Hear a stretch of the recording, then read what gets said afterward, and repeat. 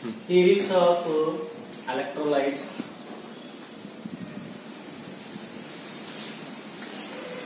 Theories of electrolytes.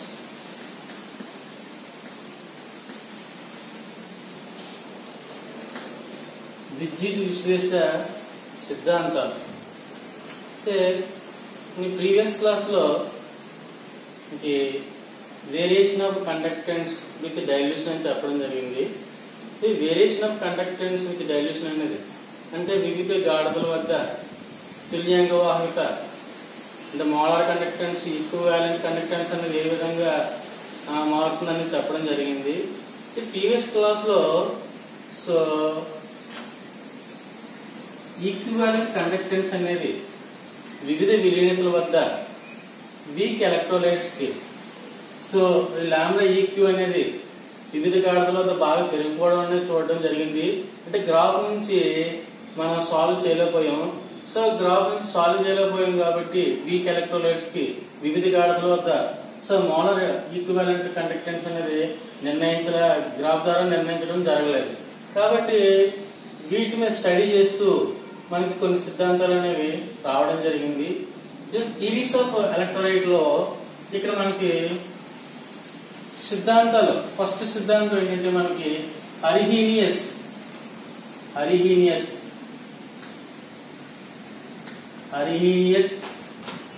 Theory of electrolytic dissociation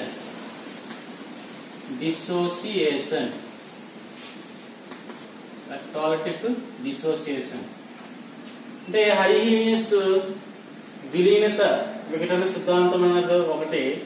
రెండవది ఏంటంటే ఆస్ట్వాల్డ్ dilution లా. ఈ ఆస్ట్వాల్డ్ విలీనత నియమం ఈ రెండు నియమాలు కూడా వీక్ ఎలక్ట్రోలైట్స్ కోసమే స్టడీ చేయడం జరుగుతుంది. And third one Debye-Hückel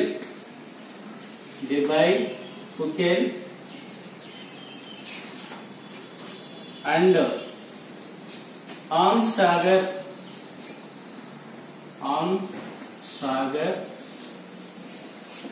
theory of strong electrolytes.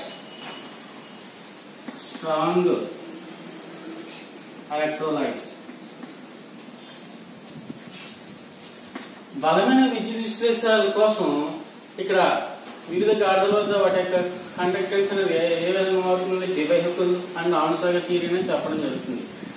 Mainly ఏంటంటే ఇక్కడ మనకి ఈ థియరీస్ ఆఫ్ ఎలక్ట్రోలైట్స్ లో అరిహీనియస్ థియరీ ఆఫ్ ఎలక్ట్రోలైటిక్ డిసోసియేషన్ అదే విధంగా ఆస్ట్వాల్డ్ డైల్యూషన్ లా ఈ రెండు థియరమ్స్ కూడా మనకి వీక్ ఎలక్ట్రోలైట్స్ కోసం స్టడీ చేయడం జరుగుతుంది. సో ఎలక్ట్రోలైట్స్ అనేవి రెండు రకాలని చెప్పుకున్నాం ఇంతకుముందు. స్ట్రాంగ్ ఎలక్ట్రోలైట్స్, వీక్ ఎలక్ట్రోలైట్స్ అంటే బలమైన విద్యుత్ విశ్లేషణ, బలహీనమైన విద్యుత్ విశ్లేషణలు ఇలా రెండు రకాలుగా ఉండడం జరుగుతుంది.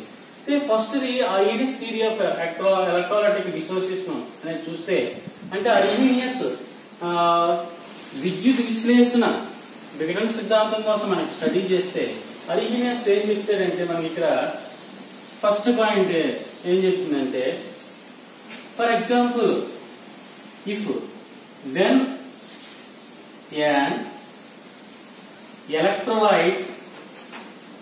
electrolyte dissolved in water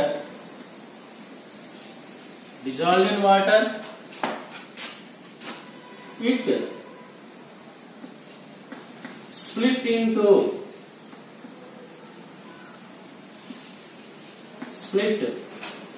into ions. So ఈ అరిహీనియస్ థియరీలో ఫస్ట్ పాయింట్ ఏం చెప్తారంటే ఏదైనా విద్యుత్ విశ్లేషణకి వాటర్ యాడ్ చేసినప్పుడు తనంతట తానుగా స్వచ్ఛందంగా ఆయాన్ల కింద స్ప్లిట్ అయిపోతుంది, విడిపోతుంది అన్నమాట.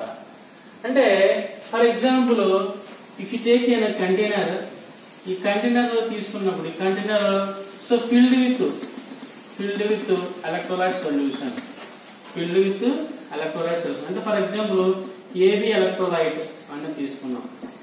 ఏబి ఎలక్ట్రోలైట్ సొల్యూషన్ తీసుకున్నప్పుడు ఈ ఏబి ఎలక్ట్రోలైట్ లో it is spontaneously give up A plus and B minus ions spontaneously. So ఇక్కడ ఏబి ఎలక్ట్రోలైట్ కి వాటర్ యాడ్ చేసినప్పుడు it will give us and it will dissociate give up A plus and B minus ions spontaneously. అంటే తనంతట తానుగా ఆ ఏ plus Ayaan కింద B minus Ayaan కింద విఘటనం చెందడం అనేది జరగడం జరుగుతుంది. అంటే ఏ విద్యుత్ విశ్లేషణ అయితే దానికి వాటర్ యాడ్ చేసినప్పుడు తనంతట తానుగా స్వచ్ఛందంగా ఆయాన్ల కింద విడిపోతాయో అటువంటి దాన్ని ఏమంటామంటే విద్యుత్ వియోజన లేకపోతే విద్యుత్ విఘటనం చెందింది అని అనడం జరుగుతుంది. అయితే ఫస్ట్ పాయింట్ కాబట్టి when electrolyte dissolved in water అంటే ఏదైనా మనం ఎలక్ట్రోలైట్ తీసుకున్నప్పుడు ఆ ఎలక్ట్రోలైట్ కి వాటర్ యాడ్ చేసినప్పుడు అది ఆయాన్ల కింద స్ప్లిట్ అయిపోవడాన్ని ఇక్కడ మనకి ఇక్కడ డిసోసియేషన్ అని అనడం జరుగుతుంది. అయనైజేషన్ అని కూడా అనొచ్చు. అయనైజేషన్ అని ఆయాన్ల కింద విడిపోతుంది కాబట్టి అయనైజేషన్ అని కూడా అనడం జరుగుతుంది. కాబట్టి మనం స్వచ్ఛందంగా ఆయాన్ల కింద విడిపోవడం అనేది ఎలక్ట్రోలైటిక్ డిసోసియేషన్ అని అనడం జరుగుతుంది. సెకండ్ పాయింట్ ఏం చెప్తాడంటే అర్హీనియస్ మనకి so take if an electrolyte like AB electrolyte, AB అనేది ఎలక్ట్రోలైట్ తీసుకున్నాం. ఎలక్ట్రోలైట్ సొల్యూషన్ తీసుకుంటే it will give up A plus ions and B minus ions.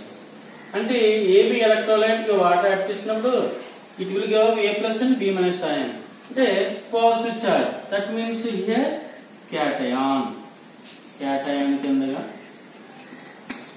B minus anion కింద విడిపోవడం చూస్తున్నాం అనమాట. ఇక్కడ స్పాంటేనియస్ గా పాజిటివ్ ఛార్జ్ కింద సెపరేట్ అయిపోయింది, నెగటివ్ ఛార్జ్ కింద యానయాన్ కింద క్యాటయాన్ కింద సెపరేట్ అయిపోయింది. అయితే ఇక్కడ మెయిన్ పాయింట్ ఏంటంటే మనకి ఇక్కడ ఈ ఏబి ఎలక్ట్రోలైట్ అనేది ఏ ప్లస్ బి మైనస్ గా విఘటనం చెందిపోతుంది. అయితే ఏ మీద ఎంతైతే పాజిటివ్ ఛార్జ్ ఉంటుందో దానికి సరి సమానంగా బి మీద కూడా అంతే రుణావేశం అనేది నెగిటివ్ ఛార్జ్ అనేది ఉంటుంది. అంటే ఇక్కడ మీరు గుర్తుపెట్టుకోవాల్సిన పాయింట్ ఏంటంటే A carry the positive charge it equal to B carry the equal negative charge. అంటే ఏ మీద ఎంతైతే ఛార్జ్ మోసుకుపోతుందో బి కూడా అంతే దాని మీద ఛార్జ్ అనేది మోసుకుపోవడం జరుగుతుంది. కాబట్టి టోటల్ గా ఆ ఎలక్ట్రోలైట్ సొల్యూషన్ అనేది న్యూట్రల్ గా ఉండడం చూస్తామని చెప్పడం జరుగుతుంది. కాబట్టి ఇక్కడ ఏబి నుంచి ఏ ప్లస్ బి మైనస్ ఆయాన్ విడిపోతుంది. ఏ మీద ఎంత ఛార్జ్ ఉంటుందో బి మీద కూడా అంతే ఛార్జ్ ఉంటుంది. కాబట్టి హోల్ సొల్యూషన్ అనేది అక్కడ ఎలక్ట్రోలైటిక్ యాక్వస్ సొల్యూషన్ అనేది న్యూట్రల్ గా ఉంటుందని హరీనియస్ చెప్పాడు second point. And third point చూస్తే మనకి ఇక్కడ థర్డ్ పాయింట్ లో ఏం చెప్తాడంటే Arrhenius so opposite charge specificity goes to opposite force and opposite electrodes. For example, here taking a container, this container filled with electrolyte solution. So for example, here this container copper sulfate aqueous solution and electrolytic solution తీసుకున్నాం. For example copper sulphate తీసుకుని water లో dissolve చేసాము. దీన్ని water లో dissolve చేస్తే మనకి copper sulphate aqueous solution అనేది వస్తుంది. This is known as copper sulphate electrolyte solution. It immersed two electrodes. రెండు ఎలక్ట్రోడ్స్ మెటల్ ఎలక్ట్రోడ్స్ మనం ఏం చేస్తామంటే ఇందులో ఎలక్ట్రోలైట్ సొల్యూషన్ లో మునిగే విధంగా ఇమ్మర్స్ చేస్తాం, ఉంచుతాం మనం. It is connected with battery అంటే పాజిటివ్ పోల్ బ్యాటరీ కనెక్ట్ చేస్తాం. So battery positive pole of course this is a battery. Here this is positive charge, this is a negative charge battery. So positive pole connected the electrode. This is known as positive electrode, anode. So negative pole electrode, cathode. Here copper sulfate aqueous solution. Here Cu plus 2 ions is there, and in this electrolyte solution SO4 minus 2 ions is there. SO4 minus 2 ions. So here ఇక్కడ INS ఏం చెప్తారంటే, so Cu plus 2 copper ions, that means positive charge ions attract the negative electrode. ఇక్కడ positive charge Cu2 plus ions అనేవి attract the negative 4. So here, attract the Cu2 plus ions. It cathode area, the reduction is there. So this is also cation, Cu2 plus cation. And negative ions, and the SO4 minus 2 ions attract the positive 4. So negative charge ions attract the positive 4. Here oxidation is there, in always done the oxidation at anode area. So anode area ఏమవుతుంది, oxidation జరుగుతుంది. అంటే ఇక్కడ INS ఏం చెప్తాడంటే, ఇప్పుడు electrolytic solution లో మనం ఏదైనా electric field, electric potential apply చేసినప్పుడు opposite charge specific goes to opposite poles అని చెప్పడం జరుగుతుంది. అంటే మనం ఏదైనా ఎలక్ట్రోలైట్ సొల్యూషన్ తీసుకున్నప్పుడు ఎలక్ట్రోలైట్ సొల్యూషన్ 2 మెటల్ ఎలక్ట్రోడ్స్ పెట్టేసి బ్యాటరీ కనెక్ట్ చేసి బ్యాటరీ నుంచి మనం ఎలక్ట్రోడ్ పొటెన్షియల్ అని డెవలప్ చేసినప్పుడు పొటెన్షియల్ ద్వారా ఇక్కడ ఏమవుతుందంటే ఆల్రెడీ ఎలక్ట్రోలైట్ సొల్యూషన్ అనేది ఆయన్ కింద విడిపోయి ఉంటుంది. అది ఇప్పుడు ఏమవుతుందంటే మనకి opposite charge specific goes to opposite electrodes వరకు వెళ్ళిపోవడం జరుగుతుంది. అంటే ఇక్కడ పొటెన్షియల్ ఎప్పుడైతే అప్లై చేసామో ఇక్కడ నంబర్ ఆఫ్ ఆయన్స్ అనేది కూడా ఇంక్రీజ్ అవుతుంది. ఈ డిపెండ్ అపాన్ కాన్సన్ట్రేషన్. అయితే ఆ నంబర్ ఆఫ్ ఆయన్లు అనేది ఇంక్రీజ్ అవడం వల్ల కూడా ఇక్కడ మనకి ఇక్కడ కండక్టెన్స్ అనేది కూడా పెరగడం చూస్తాం అన్నమాట. అయితే నెంబర్ ఆఫ్ ఆయన్లు ఇంక్రీజ్ అవడం అనేది ఆ యొక్క తీసుకున్న ఎలక్ట్రోలైట్ సొల్యూషన్ గాఢత అనేది కూడా ఆధారపడి ఉంటుంది అనమాట. కాబట్టి ఈ యొక్క కంపార్ట్మెంట్ లో conductance due to presence of ions అంటే ఆయన్లు అనేవి ఎక్కువ అవడం వల్ల మనకి దీని నుంచి కండక్టెన్స్ అనేది జనరేట్ అవడం అనేది జరుగుతుంది అనమాట. కాబట్టి ఎప్పుడైతే మనం ఇక్కడ ఎలక్ట్రిక్ పొటెన్షియల్ అనేది అప్లై చేసామో అప్పుడే మనకి ఇందులో ఆయన్లు అనేవి ఇంక్రీజ్ అవడం జరుగుతుంది. అయితే ఇక్కడ మనకి ఏం చెప్తారంటే ఆయన్లు ఇంక్రీజ్ అవడంతో పాటు డిగ్రీ ఆఫ్ డిసోసియేషన్, అంటే ఈ విద్యుత్ విశ్లేషణ ద్రావణంలో నుంచి విఘటనం చెంది ఇచ్చే ఆయన్లు అనేవి ఇక్కడ మనం ఆల్రెడీ చెప్పుకున్నాం A+B-, అంటే ఆయన్లు అనేవి ఎప్పుడైతే ఆయన్ల సంఖ్య పెరుగుతూ ఉంటుందో అక్కడ డిగ్రీ ఆఫ్ డిసోసియేషన్ ఆల్ఫా అనేది కూడా పెరగడం చూడొచ్చు అనమాట. సో INS ఇక్కడ విఘటన సిద్ధాంతం విలీనత నియమంలో ఏం చెప్తారంటే it is denoted by alpha అంటే విఘటన తీవ్రత కోసం కూడా ఎక్స్ప్రెస్ చేయడం జరుగుతుంది INS. కాబట్టి ఈ విఘటన తీవ్రత కోసం ఎక్స్ప్రెస్ చేస్తూ అక్కడ ఏం చెప్తారంటే ఇక్కడ దీని నుంచి ఎప్పుడైతే పొటెన్షియల్ మనం అప్లై చేస్తామో ఆయన్లు అనేవి పెరుగుతుంటాయి. ఆయన్లు పెరగడం వల్ల ఏమవుతుందంటే మనకి ఇక్కడ కండక్టెన్స్ కూడా పెరుగుతుంది అని చెప్పడం జరుగుతుంది అనమాట. అయితే 4th పాయింట్ లో ఏం చెప్తారంటే మనకి INS 4th పాయింట్ లో సో ఏబి ఎలక్ట్రోలైట్ కి నుంచి A+B- అనేవి ఆయన్లుగా విడిపోతుంది. అదే ఆయన్లుగా స్వచ్ఛందంగా విడిపోతుంది.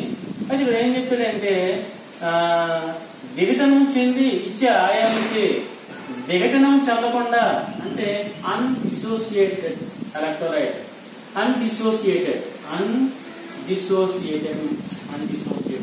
అంటే విఘటనం చెందకుండా ఉన్న ఎలక్ట్రోలైట్ కి విఘటనం చెంది ఇచ్చే ఆయన్లకి మధ్య ఒక డైనమిక్ ఈక్విలిబ్రియం ఏర్పడుతుంది అని చెప్పడం జరుగుతుంది. Of course this is also AB reversible A+ and B-.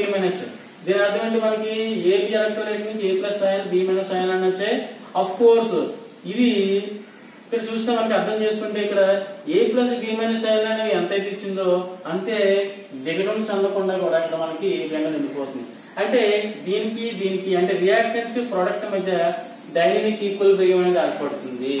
So according to chemical equilibrium ప్రకారంగా according to law of mass action ఇక్కడ ఏం చెప్తుందంటే ఎప్పుడైతే డైనమిక్ ఈక్విలిబ్రియం ఏర్పడుతుందో so dynamic equilibrium constant is equal to కే.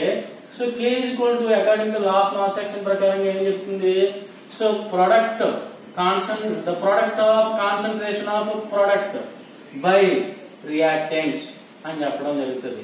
అంటే ఇక్కడ dynamic equilibrium constant using the K.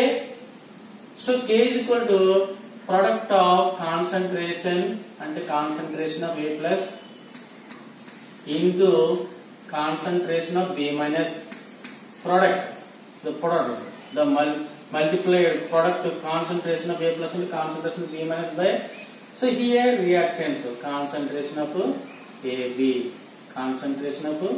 AB అని అడిగి చెప్పడం జరుగుతుంది. కాబట్టి dynamic equilibrium constant K is equal to so concentration it is denoted by square bracket concentration of A plus into concentration of B minus by so concentration of AB according to law of mass action ప్రకారంగా. కాబట్టి highness అనేది ఈ 4 postulates 4 నియమాలు అనేవి చెప్పడం జరుగుతుంది. అంటే అర్థం చేసుకోవాల్సిన పాయింట్ ఏంటంటే కంక్లూడ్ గా ఇక్కడ మనకి ఈ హైనెస్ వీక్ ఎలక్ట్రోలైట్స్ మాత్రమే ఇక్కడ కండక్టెన్స్ అనేది వీక్ ఎలక్ట్రోలైట్స్ ఏ విధంగా గాఢతతో పాటు అంటే విలీనతతో పాటు కండక్టెన్స్ అనేది ఉత్పన్నం అవుతుంది అనేది ఎక్స్ప్లెయిన్ చేయడం జరుగుతుంది. అంటే ఇంతకుముందు చెప్పిన క్లాస్ కూడా మీరు అండర్స్టాండింగ్ చేసుకోవచ్చు. వెనెవర్ ఇంక్రీజ్ ద డైల్యూషన్ మనం ఎప్పుడైతే విలీనత పెంచామో గాఢత ఆటోమేటిక్ ఏమైపోతుంది, గాఢత తగ్గిపోతుంది. అయితే ఎప్పుడైతే విలీనత పెంచామో ఇక్కడ అయాన్ సంఖ్య అనేది పెరగడం చూస్తున్నాం. ఎప్పుడైతే అయాన్ సంఖ్య పెరుగుతుందో ఆ ఎలక్ట్రోలైట్ ద్రావణం యొక్క తుల్యాంక వాహకత అనేది పెరగడం చూడొచ్చు. అంటే బలహీన ఎలక్ట్రోలైట్ కి వివిధ విలీనతల వద్ద లేదా వివిధ గాఢతల వద్ద అయాన్ సంఖ్య పెరగడంతో పాటు డిగ్రీ ఆఫ్ డిసోసియేషన్ ఆల్ఫా అనేది కూడా పెరగడం చూడొచ్చు అనమాట. సో డిగ్రీ ఆఫ్ డిసోసియేషన్ అనేది అంటే విఘటన తీవ్రత కూడా పెరుగుతుంది. సో విఘటన తీవ్రత పెరుగుతుంది కాబట్టి ఇక్కడ అయాన్ సంఖ్య కూడా పెరుగుతుంది. ఎప్పుడైతే అయాన్ సంఖ్య పెరుగుతుందో ఇక్కడ తీసుకునే ఎలక్ట్రోలైట్ సొల్యూషన్ ద్రావణం యొక్క తుల్యాంక వాహకత అనేది లాంబ్డా ఈక్యూ అనేది పెరగడం చూడొచ్చు. కానీ it is applicable only week electrolytes. కానీ అరీనెస్ అనేది theory it fail to strong electrolytes. అంటే స్ట్రాంగ్ ఎలక్ట్రోలైట్స్ విషయంలో ఈ తుల్యాంక వాహకత ఎలా మారుతుంది వివిధ గాఢతల వద్ద అనే విషయాన్ని ఎక్స్ప్లెయిన్ చేయలేకపోయాడు. ఎందువల్లంటే స్ట్రాంగ్ ఎలక్ట్రోలైట్స్ అంటే ఇన్ ఆల్ కాన్సన్ట్రేషన్ అంటే వివిధ విలీనతల వద్ద ఆల్రెడీ అయాన్లు విడిపోయి ఉంటాయి కాబట్టి అటువంటి స్ట్రాంగ్ బలమైన విద్యుత్ విశ్లేషణ ద్రావణాలలో అల్హీనియస్ అనేది తుల్యాంక వాహకత ఏ విధంగా మారుతుంది అనేది ఎక్స్ప్లెయిన్ చేయలేకపోయాడు. కాబట్టి it fail to strong electrolytes బలమైన విద్యుత్ విశ్లేషణ ద్రావణాల విషయంలో తుల్యాంక వాహకత అనేది ఏ విధంగా మారుతుంది అనేది అల్హీనియస్ ఎక్స్ప్లెయిన్ చేయలేకపోయాడు. సో రెండో థియరీ ఏంటంటే మనకి ఆస్ట్వాల్డ్ డైల్యూషన్ లా, రెండోది ఆస్ట్వాల్డ్ విలీనత నియమము అని చెప్పడం జరుగుతుంది. సో సెకండ్ థియరీ ఆస్ట్వాల్డ్ డైల్యూషన్ లా, ఆస్ట్వాల్డ్ విలీనత నియమం. ఈ నియమంలో ఆస్ట్వాల్డ్ కూడా అల్హీనియస్ సిద్ధాంతాన్ని బేస్ చేసుకునే చెప్పడం ఎక్స్ప్లెయిన్ చేయడం జరుగుతుంది. అంటే ఇందాక చెప్పుకున్నట్టు మనం ఏదైనా బైనరీ ఎలక్ట్రోలైట్ అంటే ఏబి ఎలక్ట్రోలైట్ అని తీసుకున్నాం. ఈ ఏబి ఎలక్ట్రోలైట్ తీసుకున్నప్పుడు ఆ ఏబి ఎలక్ట్రోలైట్ వాటర్ లో డిజాల్వ్ చేసినప్పుడు it will give up positive charge and negative charge. అంటే ఇది ఏ ప్లస్ ఆయాన్ని బి మైనస్ ఆయాన్ని ఇస్తుంది అని అర్హీనియస్ చెప్పడం జరిగింది. ఇది ఆస్ట్వాల్డ్ ఏం చేస్తారంటే అర్హీనియస్ సిద్ధాంతాన్ని బేస్ చేసుకునే తిన్న నియమాన్ని చెప్పడం జరుగుతుంది. కాబట్టి ఏబి ఎలక్ట్రోలైట్ అనేది ఇక్కడ మనకి ఏ ప్లస్ ఆయాన్ని బి మైనస్ ఆయాన్ని ఇవ్వడం జరుగుతుంది. ఇక్కడ ఏం చెప్తారంటే ఆస్ట్వాల్డ్ ఫర్ ఎగ్జాంపుల్ ఏబి విద్యుత్ విశ్లేషణ ద్రావణం ఇనీషియల్ కాన్సన్ట్రేషన్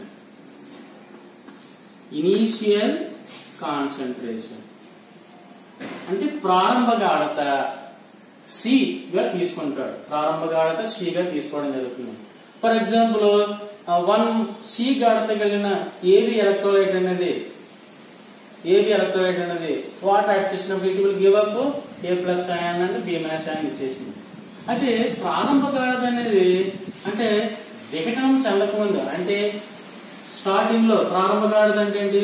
ఇనీషియల్ గా తీసుకున్నాం. ఇనీషియల్ గా సి గాఢత కింద ఏది ఎలక్ట్రోలైట్ తీసుకున్నాము, అప్పటికి ఇంకా ఏ ప్లస్ విఘటనం చెందలేదు, బి మైనస్ విఘటనం చెందలేదు. కాబట్టి ఏ ప్లస్ బి మైనస్ విఘటనం చెందక ముందు ప్రారంభ గాఢత ఏబి ఎలక్ట్రోలైట్ సిగా ఉన్నప్పుడు ఇది విఘటనం చెందలేదు కాబట్టి దీని యొక్క గాఢత 0, దీని గాఢత కూడా 0, దీని గాఢత కూడా 0గా పరిగణించడం జరుగుతుంది. అయితే ఆఫ్టర్ సమ్ టైం అంటే కొంతకాలం గడిచిన తర్వాత ఏమవుతుంది? రసాయన చర్య అనేది టైంతో పాటు జరుగుతుంటది కాబట్టి ఇట్ డిపెండ్ అపాన్ టైం. అంటే మనం ఏ రియాక్షన్ తీసుకున్నా సరే టైం కాలాన్ని కూడా పరిగణలోకి తీసుకుని అంటే కొంతకాలం తర్వాత ఏమవుతుంది? ఈ ఏబి ఎలక్ట్రోలైట్ అనేది it will give up A plus ion. అంటే సి ఆల్ఫా గాఢతలో ఏ ప్లస్ ఆయన్ ఇచ్చింది కొంతకాలం గడిచిన తర్వాత, అంటే టీ టైం తర్వాత. అంటే సి గాఢత కలిగిన ఏబి ఎలక్ట్రోలైట్ అనేది టీ టైం తర్వాత, అంటే కొంత టైం గడిచిన తర్వాత సి ఆల్ఫా గాఢతలో ఏ ప్లస్ ఆయన్ ఇచ్చింది. అలాగే బి మైనస్ ఆయన్ అనేవి ఇక్కడ సి ఆల్ఫా అనే బి మైనస్ ఆయన్ అని ఇచ్చింది. అంటే ఐఎన్ఎస్ సిద్ధాంతంలో చెప్పాడు ఏ మీద ఎంతైతే ఛార్జ్ ఉంటుందో బి మీద కూడా అంతే ఈక్వల్ గా ఛార్జ్ ఉంటుంది. కాబట్టి అక్కడ ఆర్డినేట్ చెప్పిన సిద్ధాంత ప్రకారంగానే ఇక్కడ సి ఆల్ఫా గాఢత కలిగిన ఏ ప్లస్ ఆయన్ ఇచ్చింది కొంత టైం గడిచిన తర్వాత. అదే విధంగా ఇక్కడ కొంత టైం గడిచిన తర్వాత సి ఆల్ఫా గాఢత కలిగిన బి మైనస్ ఆయన్ అనేది ఇవ్వడం జరిగింది. అయితే ఇప్పుడు ఏబి నుంచి ఏ ప్లస్ గా బి మైనస్ గా విభజన చెందినప్పుడు ఈ రెండింటికి మధ్య డైనమిక్ ఈక్విలిబ్రియం అనేది ఏర్పడుతుందని చెప్పుకున్నాం. అయితే ఇక్కడ కాన్స్టెంట్ కే అన్నది అనుకుంటాడు. మళ్ళీ ఇక్కడ కూడా constant dissociation constant or ionisation constant అంటే కే అనుకోవడం జరుగుతుంది. అయితే ఇక్కడ మనకి ఇక్కడ అండర్స్టాండింగ్ చేసుకుంటే so AB electrolyte give up C alpha A plus ion and C alpha B minus ion. So దీని నుంచి ఇంత విలీనత చెందింది, దీని నుంచి ఇంత విలీనత జరిగింది, అంటే సేమ్ రేషియోలో జరిగింది. కాబట్టి ఇప్పుడు మనకి ఓవరాల్ కావాలంటే సి అంటే ఇనిషియల్ గా తీసుకున్నది గాఢత C minus C alpha. So దీని నుంచి మనం సి కామన్ తీస్తే 1 మైనస్ ఆల్ఫా. ఈ డైనమిక్ ఈక్విలిబ్రియం కూడా మనం ఇక్కడ ఏం చేస్తామంటే according to law of mass action rule apply చేసినప్పుడు ఇక్కడ dissociation constant or ionisation constant K అనేది తీసుకుంటాం.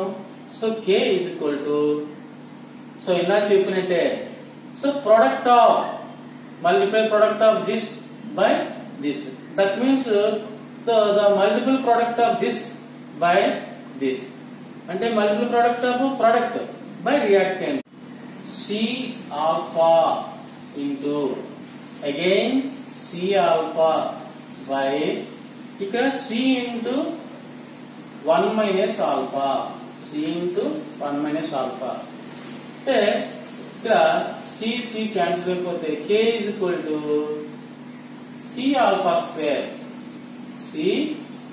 Square by 1 minus alpha. ఇప్పుడు ఐఎన్ఎస్ సిద్ధాంతం కానీ ఆస్ట్రోల్ సిద్ధాంతం కానీ రెండు సిద్ధాంతాలు కూడా వీక్ ఎలక్ట్రోలైట్స్ కోసం చెప్పినది కాబట్టి సో వీక్ ఎలక్ట్రోలైట్స్ ఇక్కడ degree of dissociation it always less than 1. So 1 minus alpha similar to 1. అంటే దీని యొక్క తీవ్రత విఘటన తీవ్రత అన్నది 1 కన్నా తక్కువగా ఉంటుంది కాబట్టి this is negligible. 1 minus alpha negligible. So next step ఏమవుతుందంటే మనకి so K is equal to ఇది ఆల్రెడీ కాన్స్టెంట్ అని చెప్పడం జరిగింది. So K is equal to C alpha square. So బలహీనమైన విద్యుత్ ద్రావణాల యొక్క విఘటన అవధి అనేది ఎప్పుడు కూడా 1 కన్నా తక్కువ ఉంటుంది. అందువల్ల ఇది 1 minus alpha is similar to 1. So leave this term. So k is equal to c into alpha square. So ఇక్కడ మనకి alpha square is equal to k by c. So already constant అని చెప్పడం జరిగింది. So So therefore alpha is equal to root of k by c. K by c. So this is a constant term. So leave this constant. So it is adding up proportional. That means so alpha directly proportional to 1 by root c. 1 by root c. This is the important term or equation for Ostwald dilution law. So దీని నుంచి మనం ఏం చెప్పొచ్చు అంటే so alpha అనేది ఇంతకు ముందు చెప్పుకున్న డిగ్రీ ఆఫ్ డిసోసియేషన్. సో విఘటన తీవ్రత లేక విఘటన అవధి అని చెప్పడం జరుగుతుంది. సో దీని నుంచి ఏం చెప్పొచ్చు అంటే alpha is inversely proportional to square root of concentration. అంటే వివిధ గాఢతల వద్ద లేదా వివిధ విలీనతల వద్ద విలీనత అక్కడ గాఢత తగ్గే కొలది డిగ్రీ ఆఫ్ డిసోసియేషన్ అనేది పెరగడం చూడొచ్చు అని చెప్తాడు అనమాట. కాబట్టి మెయిన్ గా మనం ఇప్పుడు గుర్తుపెట్టుకోవాల్సిన పాయింట్ ఏంటంటే ఆస్ట్రాల్ డైలేషన్ లో ఆల్ఫా ఇది inversely proportional to 1 by square root C అని చెప్తాడు. అంటే సి అనేది కాన్సన్ట్రేషన్, ఆల్ఫా అనేది డిగ్రీ ఆఫ్ డిసోసియేషన్ అంటే విఘటన తీవ్రత లేదా విఘటన అవధి అంటాడు. కాబట్టి విద్యుత్ విశ్లేషణ ద్రావణం యొక్క గాఢత తగ్గే కొలది లేదా వివిధ విలీనతల వద్ద అంటే గాఢత తగ్గే కొలది డిగ్రీ ఆఫ్ డిసోసియేషన్ ఆల్ఫా అనేది ఇంక్రీజ్ అవ్వడం చూడవచ్చు. సో దిస్ ఈజ్ ఆస్ట్వాల్డ్ డైల్యూషన్ లా. ఇది ఇంపార్టెంట్.